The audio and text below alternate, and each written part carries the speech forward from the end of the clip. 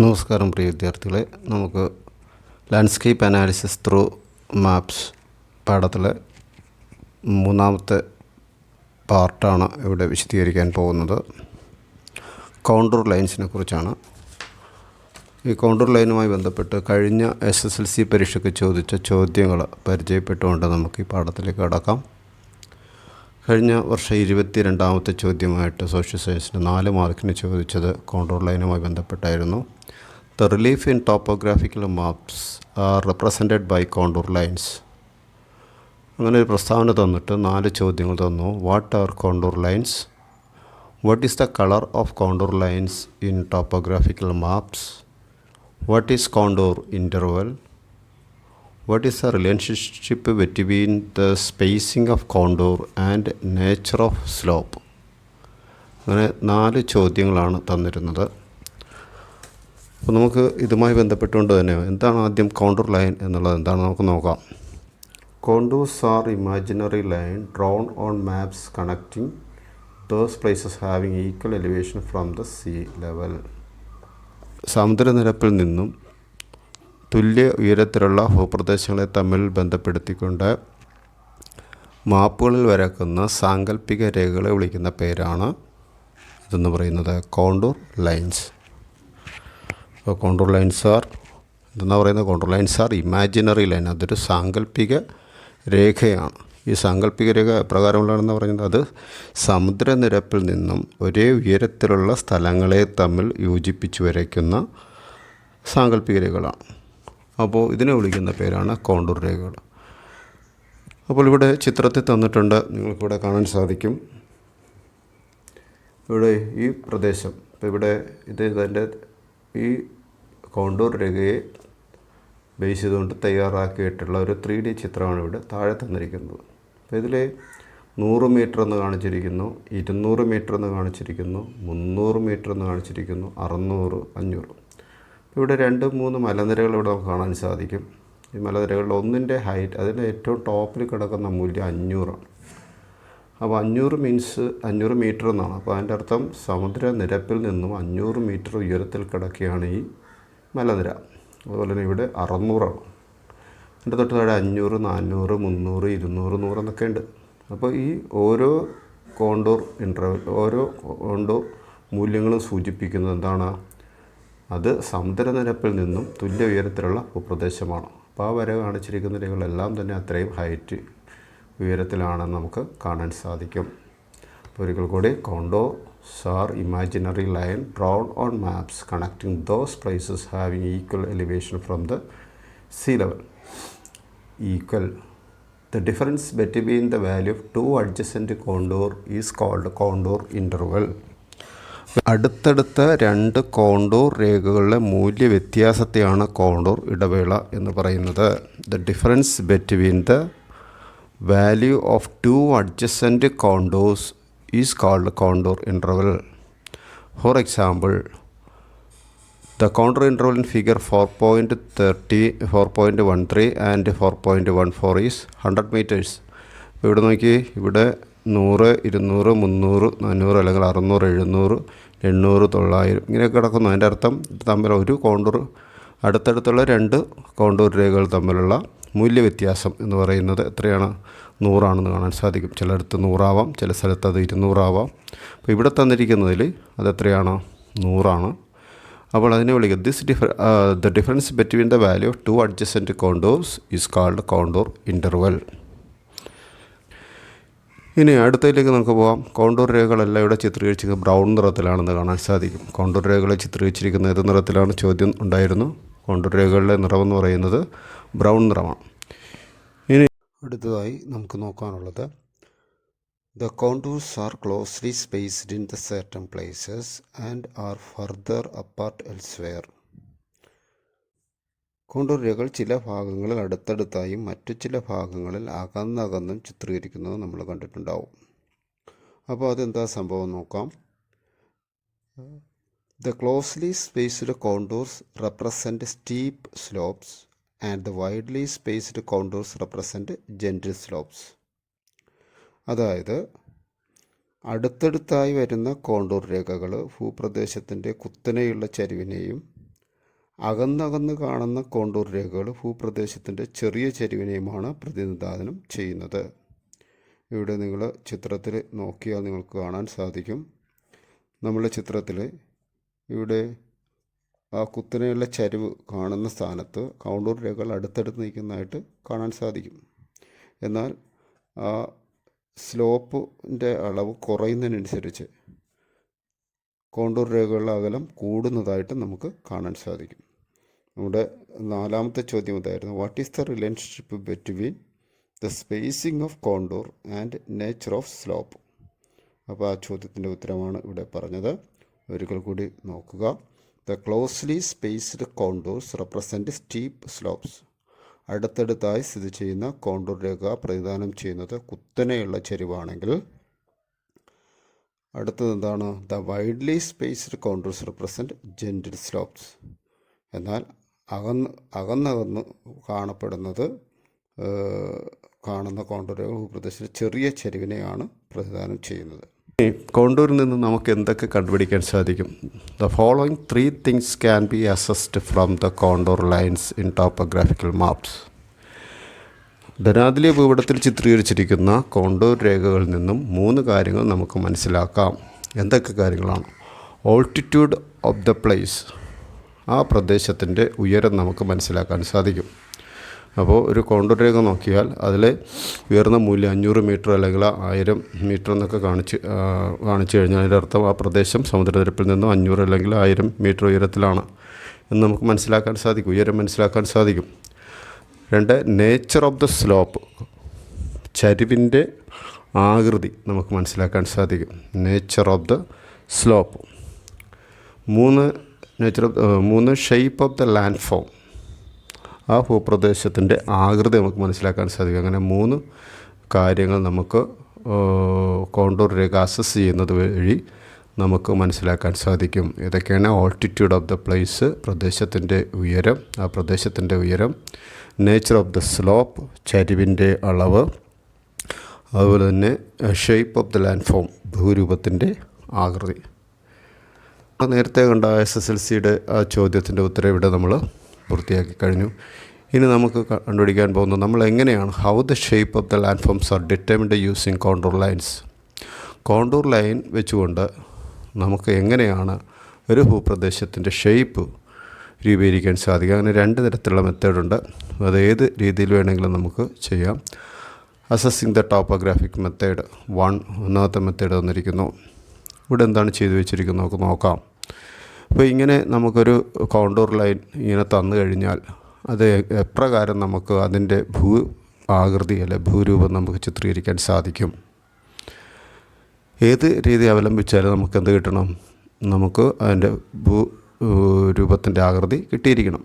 അപ്പോൾ ഇതിൽ ആദ്യം തന്നിരിക്കുന്നത് ഈ ചിത്രത്തിൻ്റെ അവിടെ ഒരു പേപ്പർ സ്ട്രിപ്പ് വെക്കുക.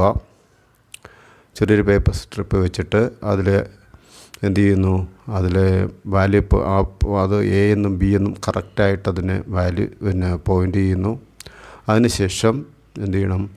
Mark the label of the values of the contour lines cutting across the paper strip. അതിന് നമ്മൾ എന്ത് ചെയ്യണം? അവിടെ ഇതിനെ കോണ്ടൂറിൻ്റെ മൂല്യങ്ങൾ അത് ഓരോന്നും പോയിൻ്റ് ചെയ്യുകയും അതിൻ്റെ സമയത്തിന് അത് മാർക്ക് ചെയ്യുകയും ചെയ്തിരിക്കുന്നു. അപ്പോൾ ഇത് 500, ഇത് 600, 700, 800, 900, 1000. വീണ്ടും അത് 1000 തന്നെ, അതുപോലെ തന്നെ. അപ്പോൾ 1000, 500 എന്ന് പറയുമ്പോൾ ഇതും ഇവിടെയും 500. അപ്പോൾ അങ്ങനെ അത് മാർക്ക് ചെയ്യാൻ ശ്രദ്ധിക്കുക. ഇനി 100 സ്റ്റാർട്ട് ചെയ്യണമെന്നില്ല, അല്ലെങ്കിൽ 200 സ്റ്റാർട്ട് ചെയ്യണമെന്നില്ല. എവിടെ നിന്ന് വേണമെങ്കിലും നമുക്ക് സ്റ്റാർട്ട് ചെയ്യാം. ഇവിടെ 500 ഇവിടെ സ്റ്റാർട്ട് ചെയ്തിരിക്കുന്നത്. ഇനി അതിനുശേഷം എന്ത് ചെയ്യുക? Transfer these contour values on to the x axis of graph paper. Choose a convention scale and mark the contour values on the y axis. അപ്പോൾ ഇവിടെ നമുക്ക് എക്സ് ആക്സിസിലും വൈ ആക്സിസിലും നമുക്ക് എന്ത് ചെയ്യാം? നമുക്ക് ഈ കോണ്ടൂർ രേഖകൾ മൂല്യം രേഖപ്പെടുത്താൻ സാധിക്കും. അതിൻ്റെ തൊട്ട് താഴെയായിട്ട് അതൊന്ന് മാർക്ക് ചെയ്യും നമ്മൾ. ഇവിടെ നമുക്കിവിടെ ചിലപ്പോൾ 1 സെൻറ്റിമീറ്റർ ആയിരിക്കും നമ്മളിവിടെ ആദ്യത്തെ 1 സെൻറ്റിമീറ്റർ അകലത്തിലെടുക്കാം. അപ്പോൾ 1 സെൻറ്റിമീറ്റർ എന്നുള്ളത് ഇവിടെ 500 മീറ്റർ എന്നുള്ള മാർക്ക് ചെയ്തു. അടുത്ത 2ാമത്തെ സെൻറ്റിമീറ്ററിന് 600, ഇങ്ങനെ മാർക്ക് ചെയ്ത് മുകളിലേക്ക് മാർക്ക് ചെയ്യുന്നു. ഇവിടെ അതുപോലെ തന്നെ വൈ ആക്സിസ് അതുപോലെ തന്നെ അത് മാർക്ക് ചെയ്യുന്നു. Draw the vertical lines from the point of contour values of x-axis intersecting this vertical line against the corresponding values in y-axis and mark the intersecting point. Join this point by smooth curve. ഇനി നമ്മൾ എന്ത് ചെയ്താൽ മതി, ഇവിടെ നിന്ന് ഇത് നേരെ ഈ പ്ലോട്ട് നേരെ ഇങ്ങോട്ട് കണക്ട് ചെയ്യുന്നു. ഈ 500 മീറ്ററിൻ്റെ ഈ രേഖയിൽ നിന്ന് നേരിട്ടൊരു ലൈൻ നമ്മൾ സ്കെയിൽ ഉപയോഗിച്ച് വരച്ച് കഴിഞ്ഞാൽ ഇവിടെ ഒന്നാമത്തത് ആയില്ല. അപ്പോൾ 500 മീറ്റർ 500ൻ്റെ കോണ്ടൂർ ലൈൻ നമ്മളൊന്ന് വരച്ചു. അതിൻ്റെ ഇൻ്റർസെക്ട് അതുപോലെ തന്നെ ഇവിടെയും വരക്കുന്നു. പിന്നെ 600ൻ്റെ വരയ്ക്കുന്നു. ഇവിടെ 600ൻ്റെ വരക്കാം. അതിനുശേഷം 700, അതുപോലെ ഇവിടെ 700. ഇങ്ങനെ വരച്ച് വരുമ്പോൾ എന്ത് കിട്ടുന്നു നമുക്ക് നോക്കുക. ആ ഷേപ്പാണ് ഇവിടെ തന്നിരിക്കുന്നത്. 500, 600 ഇങ്ങനെ വരച്ചിട്ടതിന് ശേഷം ഇവിടെ ആ എയുടെ സമുദ്രനിരപ്പിൽ നിന്ന് നമ്മൾ നേരെ അതിനെ കണക്ട് ചെയ്യുന്നു. ആ ഇൻ്റർസെക്റ്റിംഗ് പോയിൻ്റ് കണക്ട് ചെയ്യുന്നു. അങ്ങനെ കണക്ട് ചെയ്ത് ഷെയ്ഡ് ചെയ്ത് കഴിഞ്ഞാൽ നമുക്ക് ആ ഭൂപ്രദേശത്തിൻ്റെ ഷേപ്പ് നമുക്ക് ഇവിടെ കിട്ടും. Shade the area using a pencil, thus we get the shape of the land form represented by the contour line. അപ്പോൾ കോണ്ടൂർ ലൈൻ പ്രദാനം ചെയ്യുന്ന ആ ഭൂപ്രദേശത്തിൻ്റെ ഷേപ്പ് നമുക്കിവിടെ നിങ്ങൾ ഷെയ്ഡ് ചെയ്ത് കഴിഞ്ഞാൽ കിട്ടും. അപ്പോൾ ഇവിടെ മാർക്ക് ഇത് 500ൻ്റെതാണെന്ന് മനസ്സിലായി. ഇത് 600. ഇങ്ങനെ ആ ഭൂപ്രദേശത്തിൻ്റെ ഉയരം നമുക്ക് അഥവാ ആകൃതി നമുക്ക് ലഭിക്കുന്നു. ഇതാണ് ഒരു രീതി പറഞ്ഞു.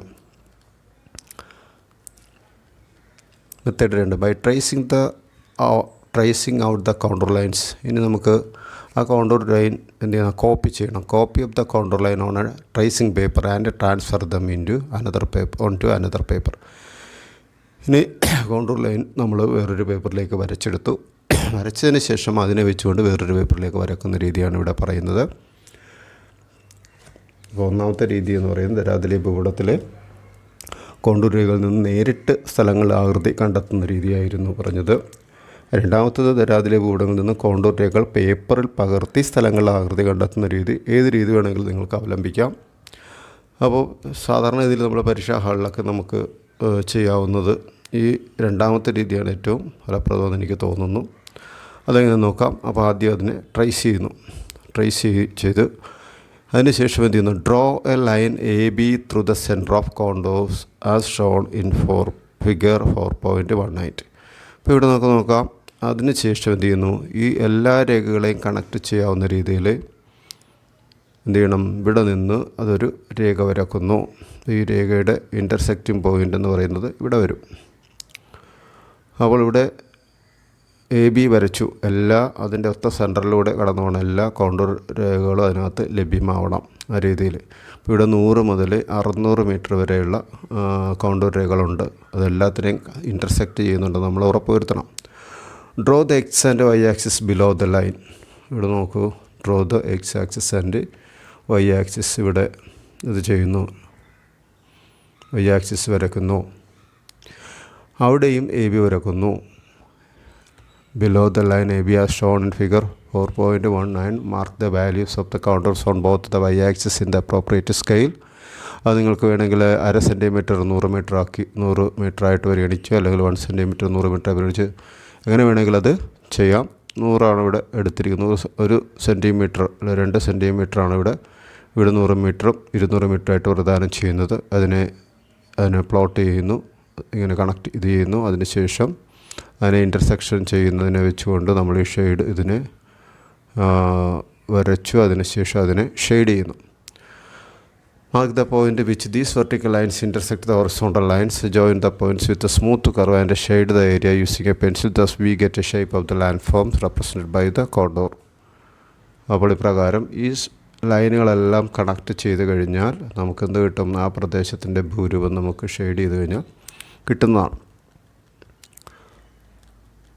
ഇവിടെ using the method mentioned above the plot the topographic represented by the following contour patterns. നിങ്ങളിവിടെ ചെയ്യാനുള്ളത് മുകളിൽ വിവരിച്ച 2 രീതികൾ ഉപയോഗിച്ച് ചുവടെ നൽകിയിരിക്കുന്ന കോണ്ടൂറുകളിൽ നിന്നും അവയുടെ സ്ഥലത്തിൻ്റെ ആകൃതി കണ്ടെത്തി ഏത് തരം ഭൂരൂപങ്ങളാണെന്ന് മനസ്സിലാക്കണം. അപ്പോൾ ഇത് രണ്ടും ഒരേ രീതിയായിട്ട് നമുക്ക് ഇത് 400 മീറ്റർ ഉയരത്തിൽ കിടക്കുന്ന ഒരു ഭൂപ്രദേശമാണെന്നും ഇവിടെ ഇതെന്താ പ്രത്യേകത, ഇത് ഒരു മലനിരയുണ്ട്, ഇവിടെ 2ാമത്തെ മലനിര, ഇത് 3ാമത്തെ മലനിര. അപ്പോൾ പക്ഷേ അതിൻ്റെ ഒരു പ്രത്യേകത എന്താണ്, ഇത് 100 മീറ്റർ 200 മീറ്റർ 300 മീറ്റർ കഴിഞ്ഞാൽ പിന്നെ അത് ഓരോ മലനിരകളായിട്ട് ഉയർന്നു നിൽക്കുന്നതായിട്ട് നമുക്ക് കാണാൻ സാധിക്കും. അത് ചിത്രീകരിച്ച് കഴിഞ്ഞാൽ മാത്രമേ അറിയാൻ സാധിക്കുകയുള്ളൂ. ഇനി നമ്മൾ പഠിക്കാൻ പോകുന്ന ഇൻ്റർവിസിബിലിറ്റിയാണ്. നേർക്കാഴ്ച. കോണ്ടൂർ ലൈൻ കൊണ്ടുള്ള ഉപയോഗം എന്താണ് നമുക്ക് നോക്കാൻ സാധിക്കും. What is mean by intervisibility and what are the uses of intervisibility assessment. എന്തിനാണ് വേണ്ടിയിട്ടാണ് ഇൻ്റർവിസിബിലിറ്റി അസസ്മെൻറ്റ് ഉപയോഗിക്കുന്നത് നമുക്ക് നോക്കാം. As part of topographical map interpretation there arises a need of find out whether two places are intervisible. This can be solved only by finding out the relief as well as the slope of the region. If any two places are mutually visible, then we can establish that these places are intervisible. അപ്പോൾ ധനാതിലീയ ഭൂപട വിശകലനത്തിൽ ഭൂപടത്തിലെ രണ്ട് സ്ഥലങ്ങൾ തമ്മിൽ പരസ്പരം ദൃശ്യമാണോ എന്ന് കണ്ടെത്തുന്നതിനായിട്ടാണ് നമ്മളിത് ഉപയോഗിക്കുന്നത്. അപ്പോൾ പ്രദേശത്തിൻ്റെ ആകൃതിയും ചരിവും കണ്ടെത്തിയാൽ മാത്രമേ ഇതിന് ഉത്തരം നമുക്ക് പറയാൻ സാധിക്കുള്ളൂ. അപ്പോൾ രണ്ട് സ്ഥലങ്ങൾ തമ്മിൽ പരസ്പരം ദൃശ്യമാണെങ്കിൽ അവ തമ്മിൽ നേർക്കാഴ്ചയിലാണെന്ന് പറയാം. If any two places are mutually visible then we can establish that places are equally intervisible. Intervisibility assessment is being applied for erecting electric post, mobile towers and wireless transmission towers.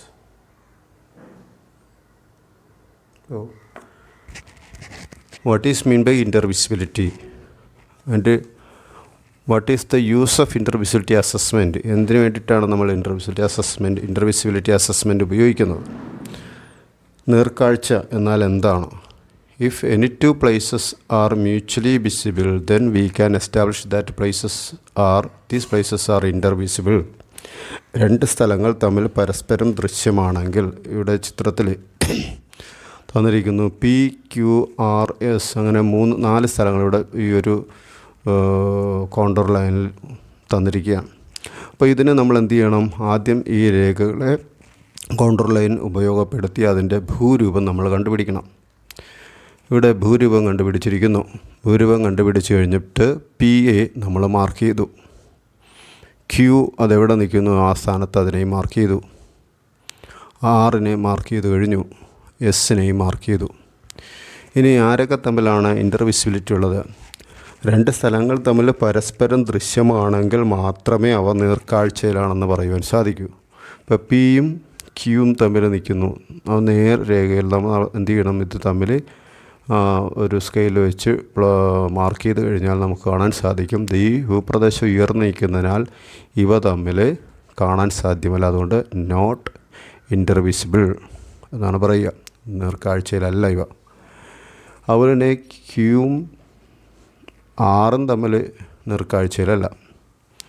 പിന്നെ നേർക്കാഴ്ചയിലുള്ള അതൊക്കെയാണ് ഇവിടെ Rഉം Sഉം തമ്മിൽ ഇൻ്റർവിസിബിളാണ്, നേർക്കാഴ്ചയിലാണ്, അവർക്ക് തമ്മിൽ കാണാൻ സാധിക്കും.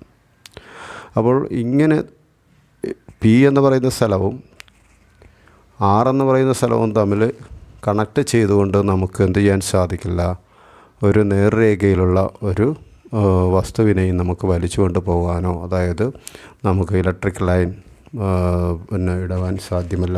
ഇതിൻ്റെ ഉപയോഗം നമ്മൾ പറഞ്ഞു. വൈദ്യുത പോസ്റ്റുകൾ, മൊബൈൽ ടവറുകൾ, വയർലെസ് ട്രാൻസ്മിഷൻ ടവറുകൾ തുടങ്ങിയവ സ്ഥാപിക്കുന്നതിന് നേർക്കാഴ്ച സാധ്യതകൾ പ്രയോജനപ്പെടുത്തുന്നു ഇവിടെ പറഞ്ഞു.